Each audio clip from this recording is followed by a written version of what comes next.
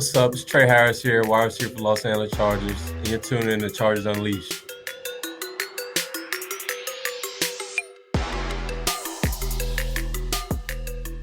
Welcome to another edition of Chargers Unleashed. Jake Hefner and Dan Wolkenstein here with you from the LAFB Network. If this is your first time tuning in the show, make sure to hit that like and subscribe button on YouTube. You can also follow us on Facebook, Twitter, Instagram, Spotify, and Apple Podcasts. Dan Wolkenstein, NFL season, Sao Paulo, Brazil, home opener for the Los Angeles Chargers. Just 2 days away.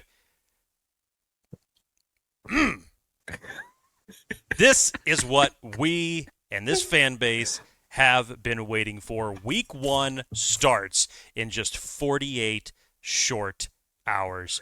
Dan Wolkenstein, how are you doing, sir?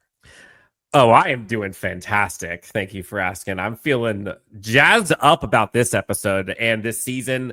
Chargers fans have been waiting, like you said, for far too long to see Justin Herbert out there with his complement of weapons with Jim Harbaugh, Jesse Minter, and company. Whole new transformed roster, and now we finally get to see it on display. But Jake, aloha to you, my friend. How are you? Dan Wolkenstein, it's early here, and I am tired. And where is here? I am currently in Hawaii right now. Shakas. If there is one benefit to being in Hawaii during the football season, whether it be college or the NFL, the games come on super early. And for me being a morning person, that is all right with me. So when the Chargers kick off in Sao Paulo, Brazil, it's going to be 2 o'clock local time here in Hawaii. I dig that. College football starting on Saturday, week 2 starting on Saturday morning. Game start at 6, Dan. Insane. I'm sure your wife loves that when that comes on 6 a.m. She hates it. She hates it. My wife is the opposite. She's a night owl. I'm a morning person. That is one thing that still to this day does not gel the best. So, no. No, but we have a fun one today. We're going to be going through, clearly, all things Chargers versus Chiefs week 1. We'll go through kind of the Chargers offense versus Chiefs defense. We'll flip it. Keys to the game, players to watch, maybe predictions if Jake's feeling up to it. We'll see. I know we're back to this. I know this is fun. Forgot that's like a prerequisite of these episodes when we get into the regular season.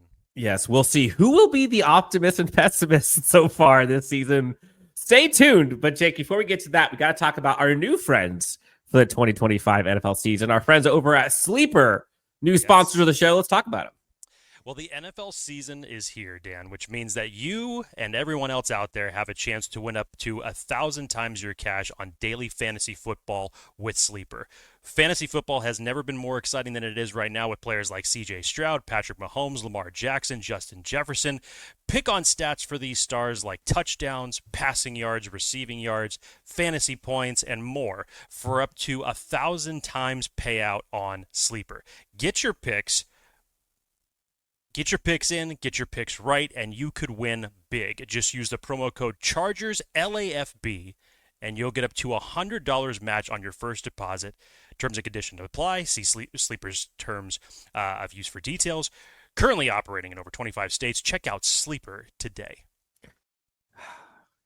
McConkey, I guess, is not a sleeper anymore because whatever statistics we have there, same with Justin Herbert, his betting numbers are very low. If I was a betting man, I'm pounding the over on those. Jake, well done. Thanks to our friends over at Sleeper. Let's get into it, Jake. We have a football game, a real live NFL football game. Yes. To discuss this week, and it's a big one. Chargers, Chiefs, Patrick Mahomes, Justin Herbert and company. Set the stage for us, Jake.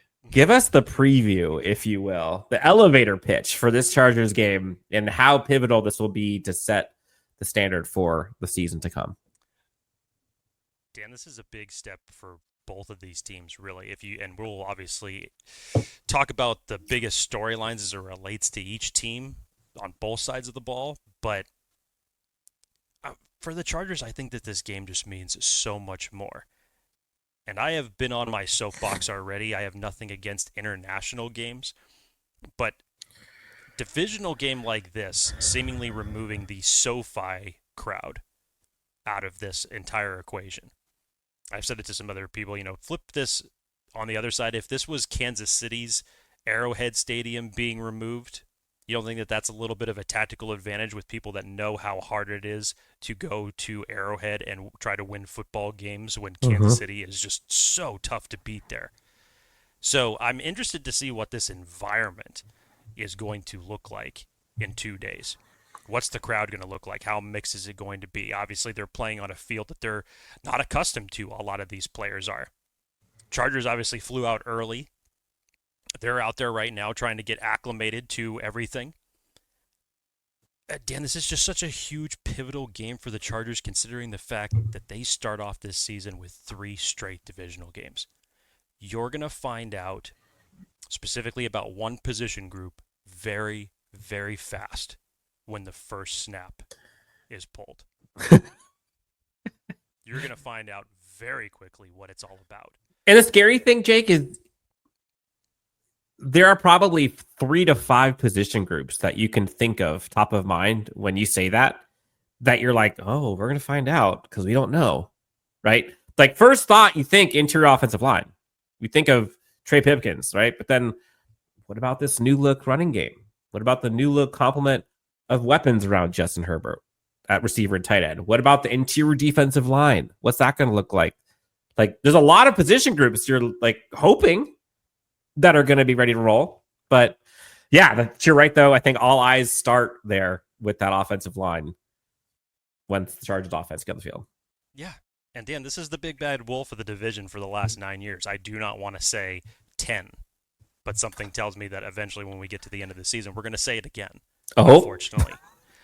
But you would just love to start off the season in Jim Harbaugh's second year with a win over the defending AFC champs. You start your season off on that foot and do it in convincing fashion. I'm not talking about a blowout or anything like that, but you stay competitive with the Chiefs, whereas the typical thing with the Chargers, save for 2 games, in the last 5 years? 10. There's one thing that you do know about the Chiefs, or about the Chargers playing the Chiefs. They do play the Chiefs tough. But there's some point in that game where Kansas City is going to make 1 or 2 plays more, and that's where you know that that's going to be the difference of the game, and that's ultimately what led to the Chiefs to the win. It's the little things that the Chargers are going to need to take care of throughout the entirety of this game. Not just 1 quarter, not just 2 quarters. We've seen them be up 10 points on the Chiefs. We've seen them come out of the gates hot previously in games. And it does not matter by the time that the 4th quarter rolls around and the clock hits 000. You have to play 60 minutes of disciplined football against one of the best teams and one of the best quarterbacks in the league. There's nothing more to it than that.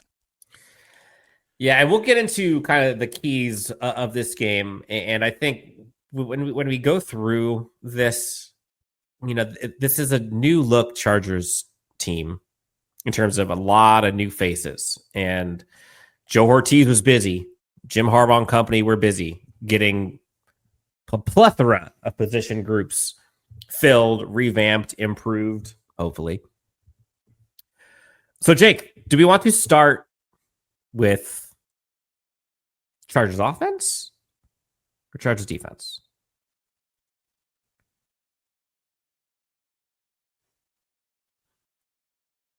Let's start with Chargers defense because I feel like the Chargers offense is going to be a much bigger talking point when we get to the end of this particular. Let's do it. Chargers defense, and how fitting, as we created these visuals, by the way, Jake, well done on this one. You've got Deion Henley pictured in the sights for Patrick Mahomes. And to me, this is almost the most important matchup. You can talk about Derwin James versus Travis Kelce. You can talk about, the offensive line, the trenches, which is, all that's important. And we'll get into it later on. But one of the biggest keys for me going up against this Kansas City offense historically, but then specifically for this Chargers team is Deion Henley versus Patrick Mahomes, or Deion Henley versus running backs. But more importantly to me, Patrick Mahomes. One of the things that Patrick Mahomes does, that Pat magic, right? When he's outside of the pocket, bad things happen to their opponents. Almost always. And you've seen how many countless times Patrick Mahomes, 3rd and 7, roll out, scramble, first down, picks up 8. How many times have we seen scramble, last second, throws it to Kelce, 32-yard gain, touchdown, game over. Sideline to sideline, going up against Mahomes is what makes or breaks this Chargers team on defense. Sure, you want to stop the running game. Sure, you want to stop Travis Kelce. Sure, you want to be able to, not give up explosive plays. It's those critical, gotta have it, 3rd downs, 4th and shorts, that if you can't win sideline to sideline and stay contained, keep him in the pocket, you're hosed. You're screwed. You're going to lose. I almost said a bad word there. Good catch. So, Jake, Chargers defense versus Kansas City offense. New look interior defensive line. We saw the 53-man roster come out. You see some fun names there. Marlo Wax probably getting some run. We'll see Caleb Murphy maybe getting some run. Bunch of new corners. How do you kind of see this shaking out? What are the stress points? What's going to be the thing that you're most excited for and nervous for? It kind of goes hand in hand, Dan. This is, in order to get to Patrick Mahomes, you have to apply pressure on him. One of the things that the Chargers have not been the best at the last several years is creating interior pressure to collapse that line, and especially against an offensive line that has some of the best interior players on it. Talking about Creed Humphrey and Trey Smith, it's tough. So where do you have to find the pain points? And I think a clarity point, simulated pressure, in my opinion, is what gets Mahomes in trouble when that could possibly happen. When you bring 6, 7, like you almost are always gutted because he'll find those. But if you can bring simulated pressure, get creative with him thinking it's coming from one direction, coming from another, still being able to bring 4, maybe 5, that's when you're successful. So, but I agree with you. You have to get him hot. Yeah, I think, Dan, it needs to start with their newest left tackle, Josh Simmons. There's been a lot of talk about how good he has looked in camp practice and how good he had looked in the preseason. But let's take note, in the preseason, and I know that the Chiefs play their starters more than most teams throughout the preseason, Joshua Simmons was not seeing a lot of big-name starters on the Arizona Cardinals or the Seattle Seahawks. And he gets a hell of a test himself because Khalil Mack is going to be directly across from him. You know what he's going to do the first rep. You know it. That bull rush is coming. Yes. Standing next to Joshua Simmons is Kingsley Suamataia, who had an up-and-down year last year because they moved him around the offensive line. Now they're trying to slot him in at left guard. Dan, if you're not able to collapse the pocket on Patrick Mahomes, it's going to be tough. It's going to be very, very tough for you to win this game, and it may be a very long day for this Chargers team to have to gut it out through that if you're not able to apply pressure.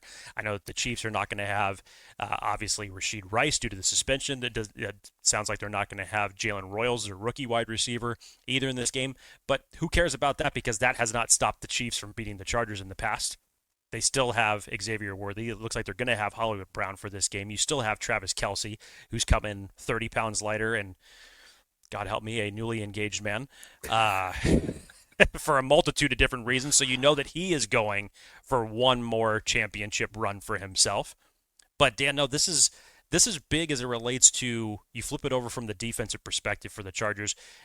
Along with that offensive line, I'm looking at Tooley.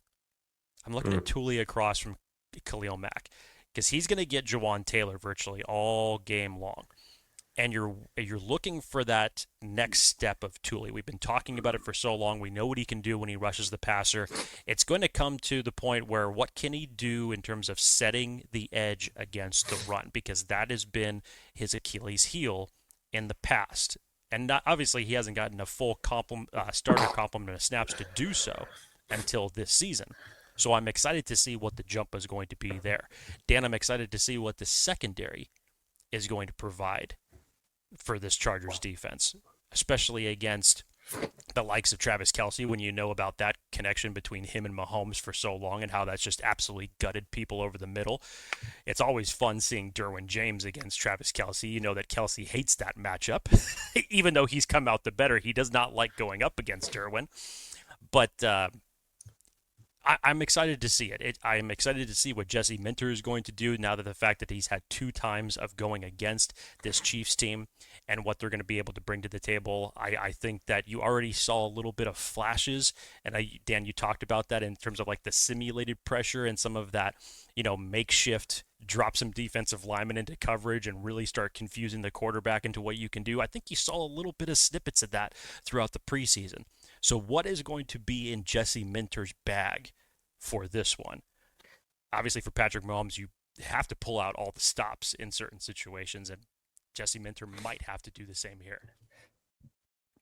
This is going to be a bow-up opportunity for this Chargers defense to really showcase like that they have changed, right? Like I think they've been a little finesse over, I say little as an understatement, over the years.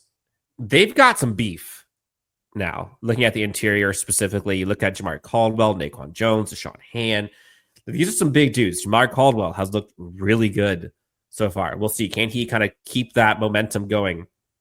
Tyre Tart, can he take that next step and go from the 20-25% guy and now go into that starting role? Tito, again, like that group has a ton of potential and might be the deepest position group on the roster.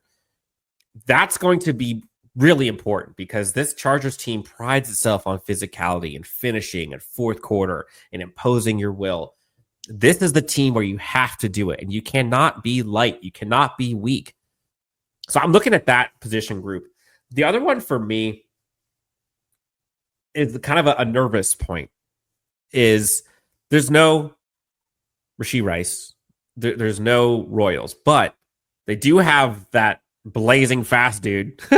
Xavier Worthy's out there. Hollywood Brown's out there. They got Juju Smith-Schuster out there. They got Travis Kelce. They still have weapons. They still got Pacheco. They still have Hunt. Like, they still got dudes. And all of a sudden, you're resurrecting Tyquan Thornton's career, who also runs in the 4.2s. So they're still trying to get faster. So the nervous aspect of this is,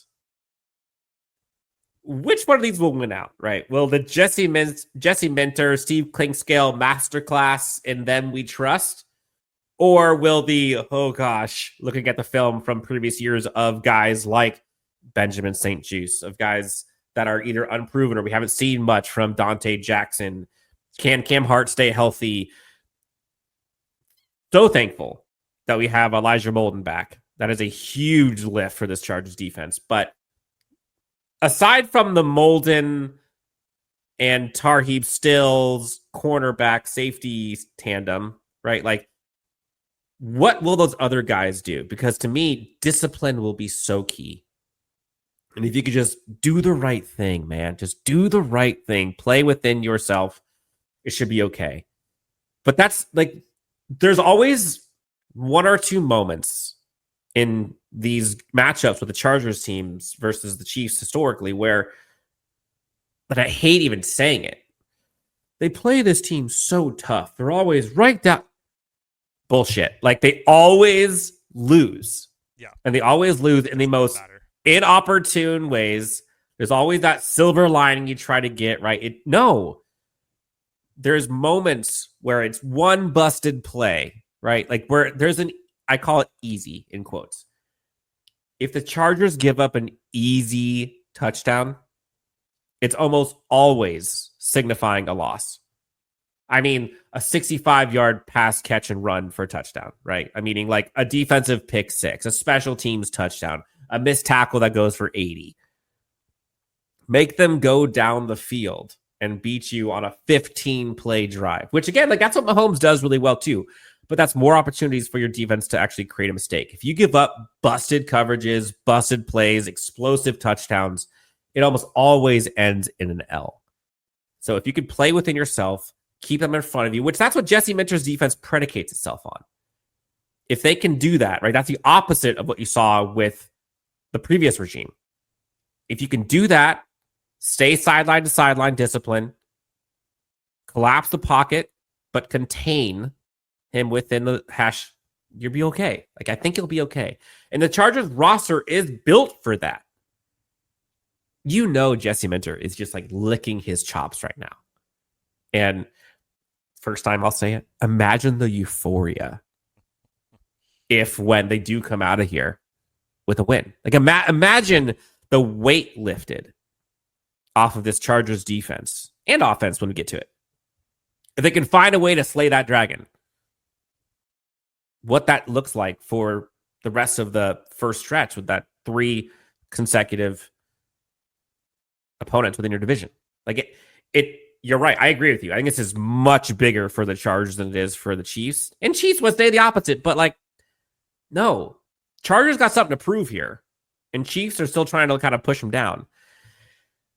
Anything else, Jake, that you are kind of dialed in on matchup wise, like specific player to player on either side?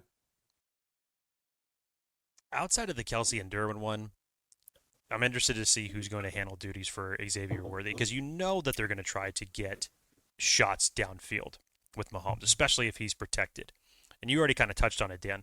You have seen previous games with this Chiefs team where they have ran out the clock and just gone to a run-heavy scheme with Isaiah Pacheco.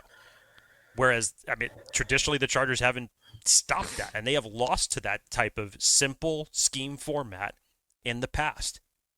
Are you going to be able to toughen up against one of the better O-lines, specifically in the interior, in the league, and take the run game, or at least limit it in some capacity, when you have Isaiah Pacheco that's now back out there healthy?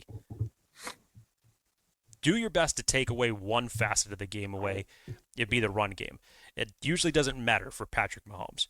But if you're allowing this Chiefs team to, as Dan said, get off big chunk plays and, more importantly, become balanced, it's going to be very tough for the Chargers to secure a win in this one. To me, Jake, I think the bigger variable, and I think the much larger discussion, which there's a ton on this side too, but when you flip over to Chargers offense, Chiefs defense, this, I think, is where the games are usually lost for the Chargers, right? Especially as of late. Like, this Chargers defense, for the most part, like, plays this Chiefs team tough. And maybe there'll be a couple of mistakes here and there, but for the most part, like, the Chiefs aren't rattling off 40 burgers against the Chargers team, right? Like, that's not what this game ends up being. It ends up being like a low 20s, high teens type of game, maybe mid 20s at the worst. And what sometimes a team needs is just that juggernaut, like that cheat code that can say, no matter what you guys bring to me, I will find a way to prevail. And like, that's what Patrick Mahomes does. That's what Josh Allen does. That's what Joe Burrow does. That's what Lamar Jackson does, where like there's nothing you can do at times, it feels. And there's lots of excuses. There's lots of reasons why we haven't been able to see it. Injuries included, personnel included, coaching included. You need to see it. And that's what I think this Chargers team is looking for. And that's what they spent all offseason trying to help Justin with, was giving him enough weapons to where he can utilize them and that they can be effective. Right? That's the important part. Can his weapons be effective for him? Historically, if your name was not Lad McConkey, the answer is no. They get Keenan Allen back. They bring in a Trey Harris. They bring in Keandre Lambert-Smith.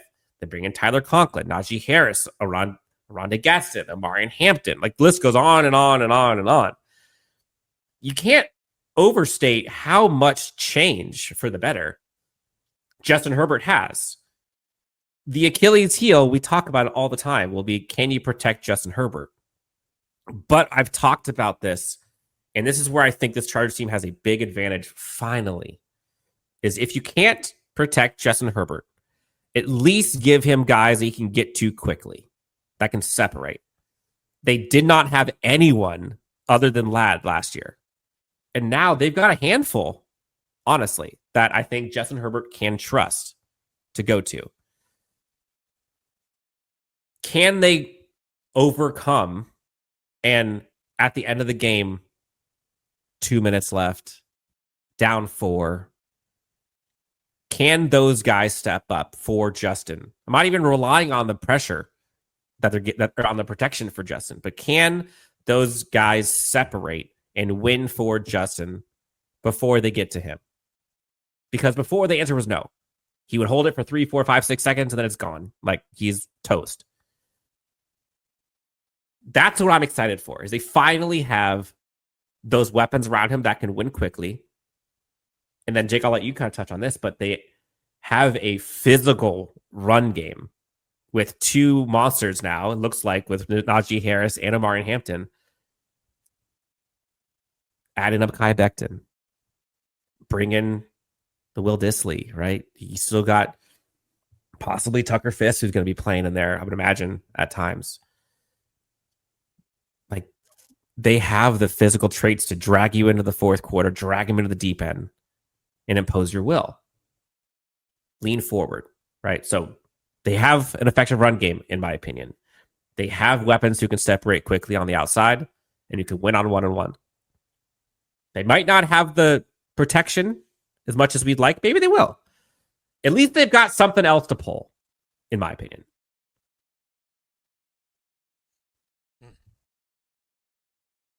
That was a long tangent. I apologize. It's all right, Dan, because you touched on all the important parts as it relates to this offense. There are so many things that are going to end up impacting this game at so many different levels because you have all these new weapons for Justin Herbert. But more importantly, it's the protection up front.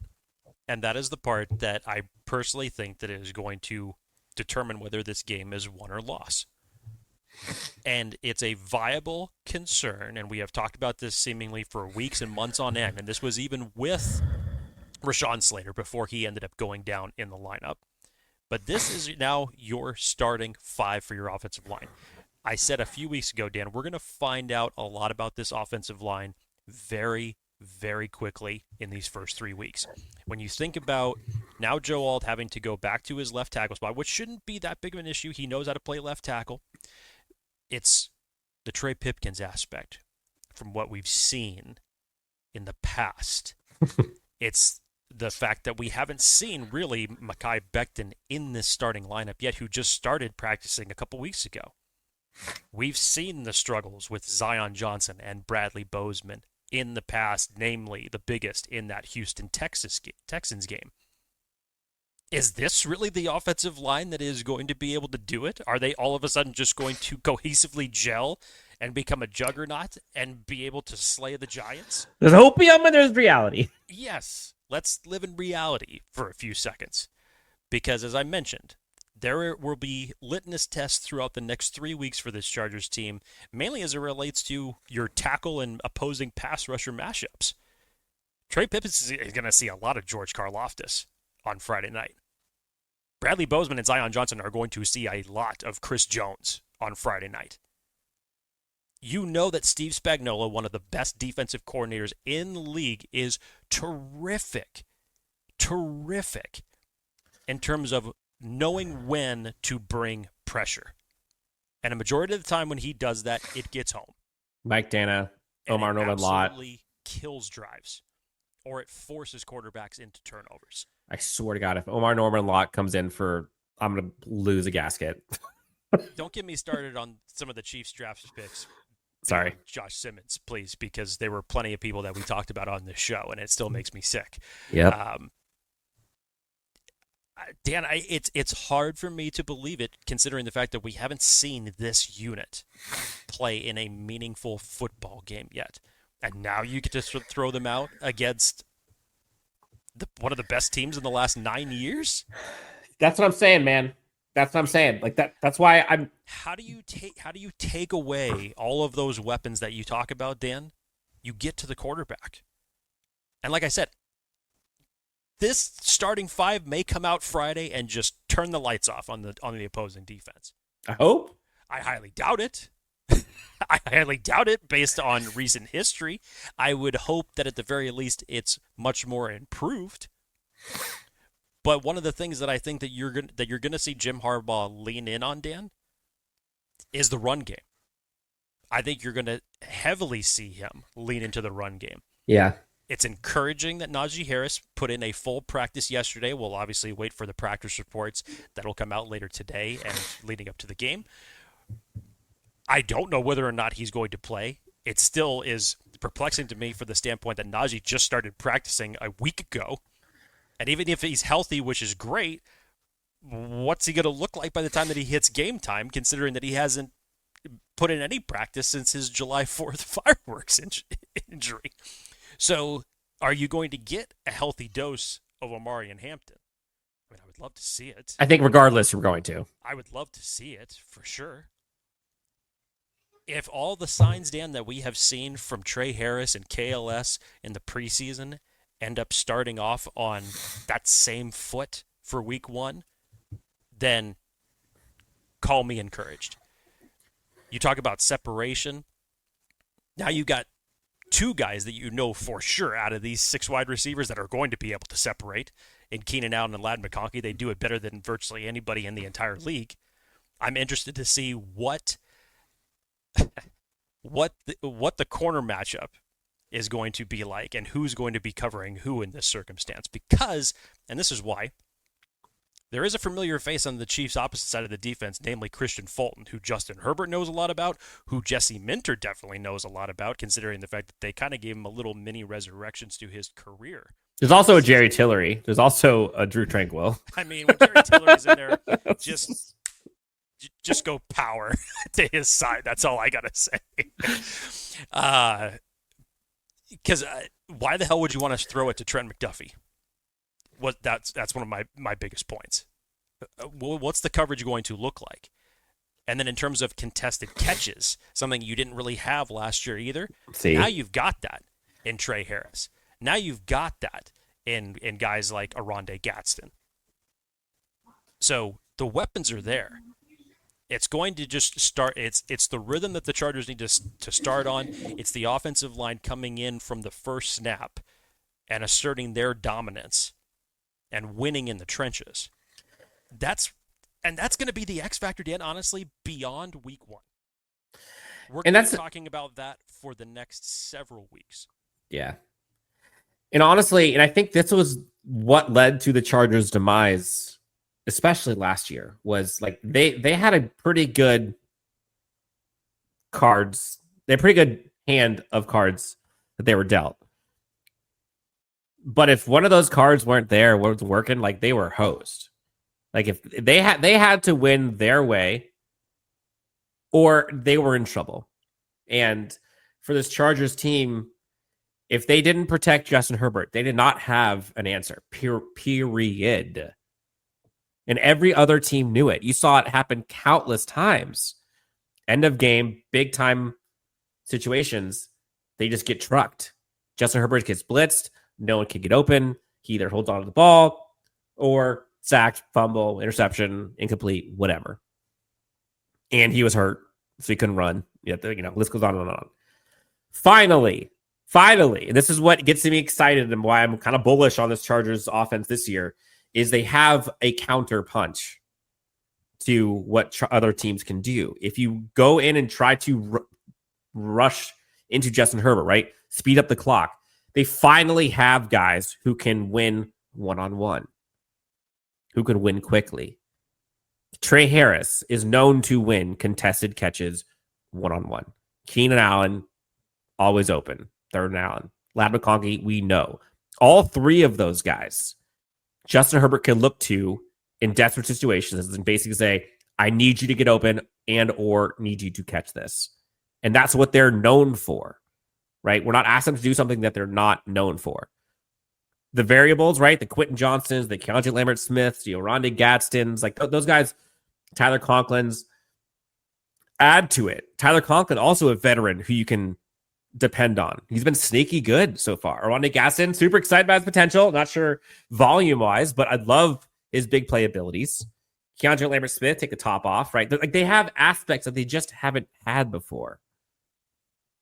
But what I want to make sure that I continue to do, and what I ask Chargers fans and folks tuning in, is we can hope all we want, right? We can hope that this Chargers offensive line is going to be absolutely incredible and that they're going to get so many dividends from Trey Pipkins and we're going to see a different Zion Johnson or Bradley Bozeman. Like, we can all hope for that. But what I'm focusing on is like what history has told me, what my eyes have told me, what I see. And so what I am banking on is what I have seen. I have seen these playmakers improve for Justin year over year. He has a lot more weapons at his disclosure. The run game, he has better running backs in 2025 than he has, more physical especially, than he has in years past.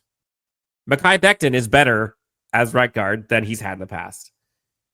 They have better tight end weapons, and Justin Herbert is healthy. I'm not going to sit here and say that offensive line is all of a sudden going to be protecting Justin Herbert better than last year, especially without Rashawn Slater. But they finally have other punches they can throw to where if the line breaks down, they could still win. We all talk about how bad the offensive line has been for the Chargers. Like, you look at the Chiefs' offensive line over the years. Yeah, interior's been good, but their tackles have been awful. Look at the Bengals' offensive line. Those guys are still balling, right? The defenses was costing that team. Good teams figured out superstars overcome that stuff regardless. And so I think that's a narrative to watch, not just this game, but for the whole season, is to hell with the excuses. Yep. Like, this is kind of Justin Herbert's time he's got to show up. Like, he's got to do it and take over. Like, there's no more time for the excuses. Like, what excuse would he have right now? Oh, he doesn't have enough pressure. Or he doesn't have enough protection. Well, you got 8 dudes you can throw to in a running game.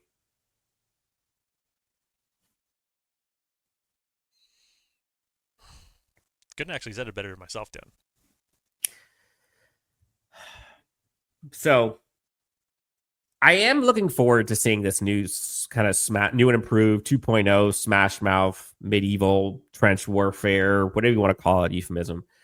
But like that package where you bring in a Tucker Fisk with a Will Dissly, and let's say you got Najee and or Omarion Hampton, plus maybe they bring in an extra offensive line, right? Like that, seeing that where it's like mono e mono, here's what's happening. Can you stop it? I'm curious how effective that will be this year versus last year, because at times last year, sparingly, that was effective, but too often it was not. And you saw no gain, loss of 1, loss of 2. Whereas now you have running backs who can fall forward for a few, right? They'll still make up something. That beef package to me is what I'm excited about. And then if that run game is effective, that's where you start to see the fun stuff, right? Like that's where you start to see the play action game, the deep passes, the explosive plays, Justin Herbert scrambling. All of that stuff will work if you can establish a run game.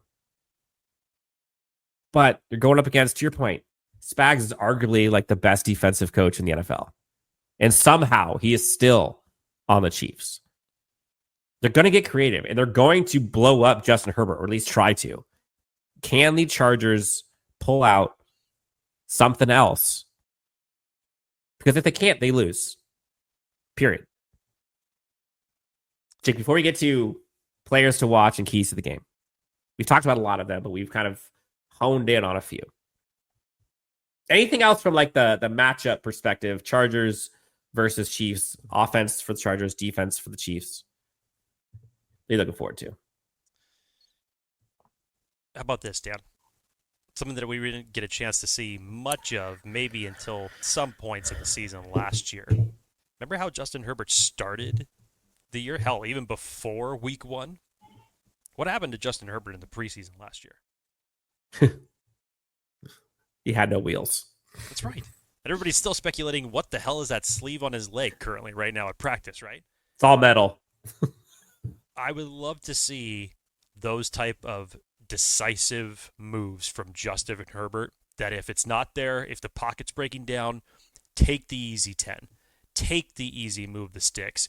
Get yourself out out into the pocket. If it's an open lane, take it and run for it, and add that dynamic to this offense. Give the Chiefs defense something else to think about, because Justin is extremely athletic. We've seen it so many times when he's able to use his legs and get into open field. We didn't get a chance to see it as much as we probably would have loved to last year, but against this Chiefs team, with the pass rushing ability that they have, give them a little dose of their own medicine for a change. Get another quarterback that can get out of the pocket and make and extend plays with his legs. I would love to see that from Justin Herbert. Players to watch, Jake. You have 3, I have 3 that we've selected. For me, the 3 on the screen: Keenan, Derwin, Dayon. Easy. Now, you can clearly say Lad McConkey and Justin Herbert. Like, there's obvious guys here, right? But I think there's some names here that will be pivotal. Keenan being there, who can win and separate on third down, like that's what he does best, is such a safety valve for Justin Herbert that he has not had. And seeing that kind of camaraderie and that gel that they've had, like they're so in sync with each other, just like you saw with Lad. But having the other option,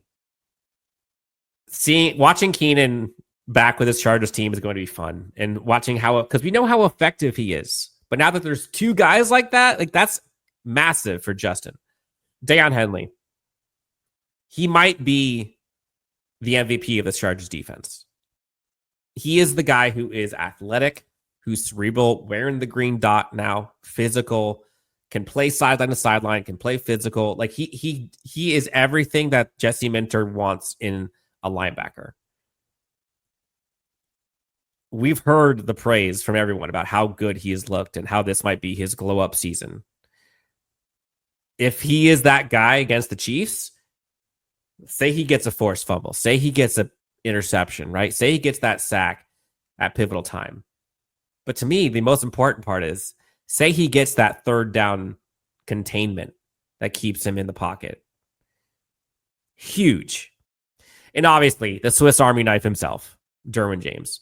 And this is a theme that I'm starting to notice with this Chargers team, is like the depth at archetypes, right? We talk about there's Lad McConkey and there's Keenan Allen, right? We talk about there's the Trey Harris vibe that can now work with Quentin Johnston on the outside if need be.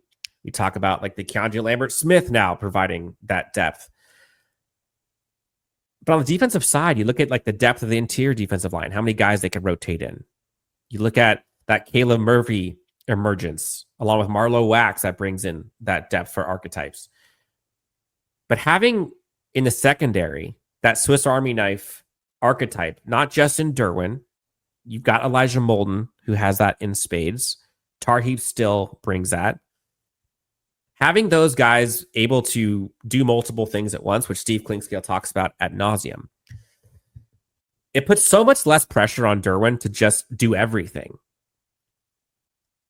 And so when you have that many guys who can do that many things, there's only so many times that they can double up Derwin, right? There's only so many times that they can scheme him out of the play.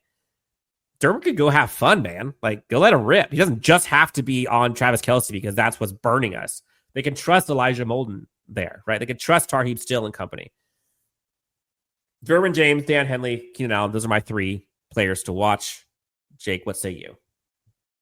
Dan, I've actually got 4. Go to the next slide because you're only going to see 3. The 4th is going to consist of another rookie in this class, believe it or not. I went for, what did the Chargers go heavy at in the offseason, in the draft more specifically, to help out Justin Herbert? You talked about it so much, Dan. When you look at Omarion Hampton, we don't know really what the degree is going to be for Najee Harris on how many snaps he's going to take come Friday, even if he is, practicing in full, even if he's 100% healthy, whatever it needs to be. We don't know really how many snaps he's going to take. It's really his first taste of football action that he's had just since practicing last week. this may fall on Omarion Hampton's shoulders. And to me, one of the best things that you could do to attack a Chiefs defense, keeping Patrick Mahomes off the field, draining that clock, making it your type of game the way that Jim Harbaugh loves to make it. Again, I said it earlier, I think they're going to rely heavily on the run in this particular matchup. So I definitely think Omarion Hampton is one to spotlight. Dan, you see Trey Harris there, also pictured in this one. There's 4 wide receivers, really, that I think are going to be the focal point for the Chargers. Keenan Allen, Ladd McConkey. I will also throw in Quentin Johnston in there. And I add in Trey Harris, specifically of where they're going to be playing throughout the field. I'm sure at certain points that you're going to see Justin try to take those shots deep to KLS. I'm sure of it. But I or Trey Harris. I think in terms of them playing the middle of the field, and we talked about a couple weeks ago when Keenan Allen came on and signed, look at how many interchangeable pieces that you have with guys that could play multiple positions now. You have Quentin Johnston and Trey Harris that could play the middle of the field, rotating that Z receiver if need be. Trey Harris obviously can be that contested catch guy if you need him to be. Keenan Allen and Ladd McConkey are going to get their looks. Their game is low-hanging fruit. You know what they're about. You know that they can separate, and they're going to get their targets from Justin Herbert. I am so excited to see what that package is going to look like. You got a little bit of a tease of it in that third preseason game when you saw them lined up side by side. I'm so excited to see what it's going to look like when Greg Roman takes the gloves off and how he's going to utilize them. But the fourth one, Dan, that I'll throw in this is Jamari Caldwell. Mm-hmm. He has looked phenomenal in the preseason.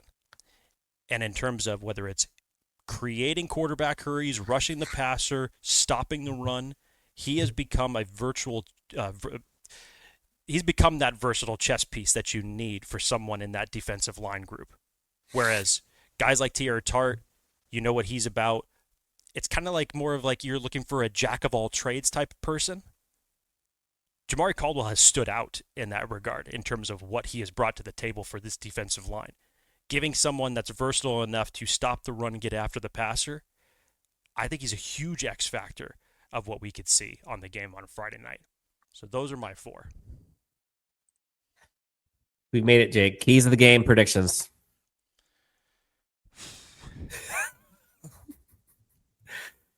Keys of the game.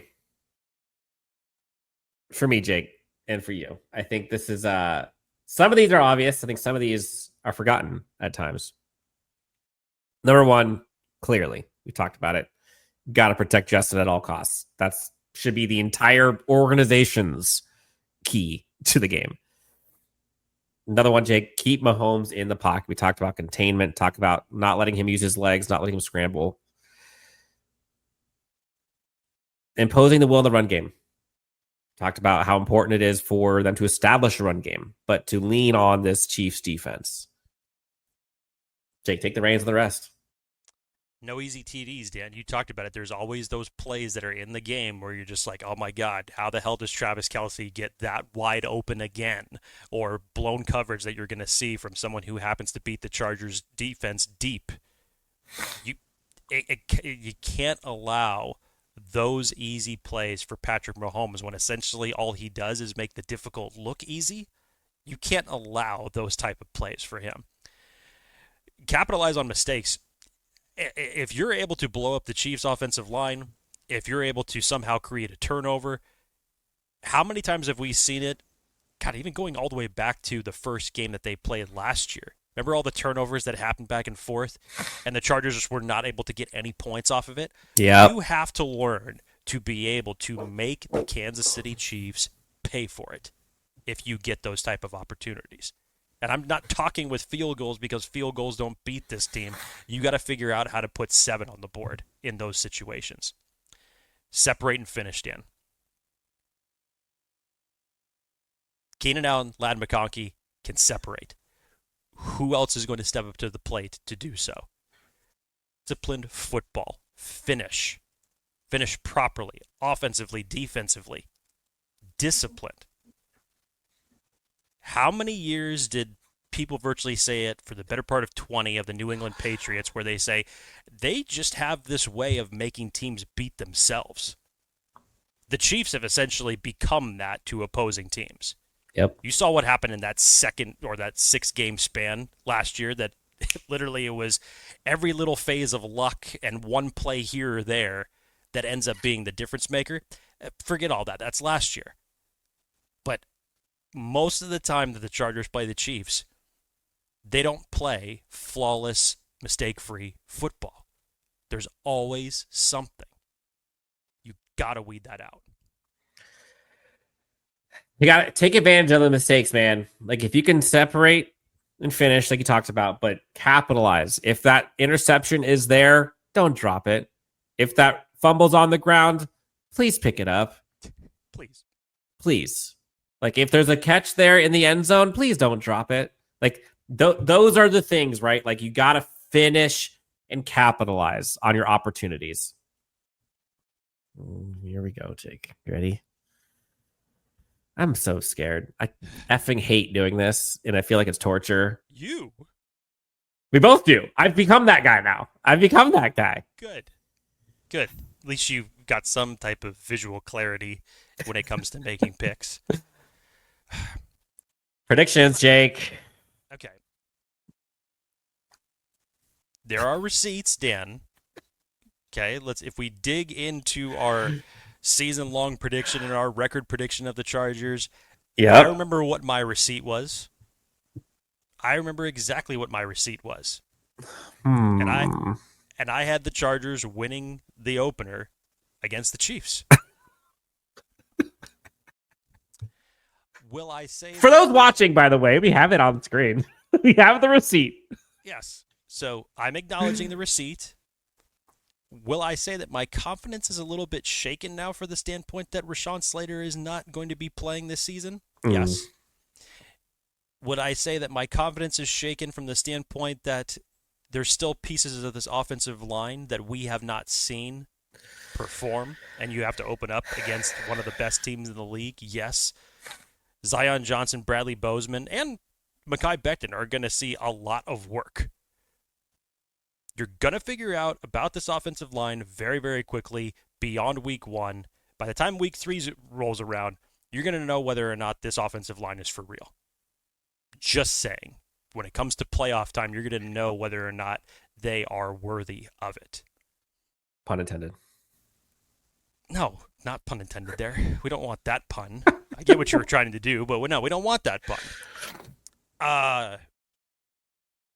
Can't wait to hear about this win. Here we go. Jim Harbaugh, Dan, has not lost a season opener in any of the years that he has been an NFL coach. He is 5-0. He's 5-0. But the Chiefs have a pretty damn good record in openers, too. Andy Reid's got a pretty damn good record as well, doesn't he? You're killing me. Patrick Mahomes has a pretty good record, too, doesn't he? Just rip it. Dan, I will not... Even though you have spent most of this entire show talking about hopium and reality, and I'm totally with you on that, but I'm going to stick true to my word and my prediction. Let's go. And say that Chargers are going to somehow, some way, with all these new weapons, by the hand of God. By the hand of God. And maybe about 26 lucky bounces. Find a way to get a W on Friday. I know I will probably eat that prediction later on, but I want to stay true to my word. Because if the Chargers are going to have any chance to beat the Chiefs, it has to be in Sao Paulo. They're not going to win in Arrowhead. I already took them to – it's basically a split for the Chiefs that I took them to predict for this year. So this is their best chance to possibly do it, even though the fact that this is their pseudo-home game. This is your best opportunity to do it in another country. You can do it. If you can't beat them in the United States, you have to go travel internationally to beat them. Final score? I'm going to say it's 2017. I still think it's going to be a very defensive controlled type of game. both teams are still going to find their way to score points, but this is not going to be an overly blown high-score game, even with all these weapons. You still got Jesse Minter. You still have Spags. It's going to be 20 or less, honestly. Oh, man. Okay, so I've spent this entire damn episode talking about being tethered to reality. And to hell with the hopium. And I'm sticking to what I have seen, what history tells me. Unfortunately, I have a loss here. And that shouldn't be a surprise, although people see me as the optimistic of the two of us. I'm sticking to my realities. And there's a lot of things that give me excitement and hope. And this Chargers team has improved. But until it shows up on the scoreboard as a win, I can't predict a win. Yeah. And I think the facts are now they've lost 20 of 22. I think 6 straight. It's disgusting. 27-24. My prediction. My heart wants to flip it. My heart wants to so bad. I Dan is fully believe they could. There will be no hopium from Dan Wolkenstein until something is proved. Yes, I was going to say there will be no hopium because I've got plenty of that. There's so many paths to where this Chargers team can win. We just haven't seen it, so I can't predict it. No.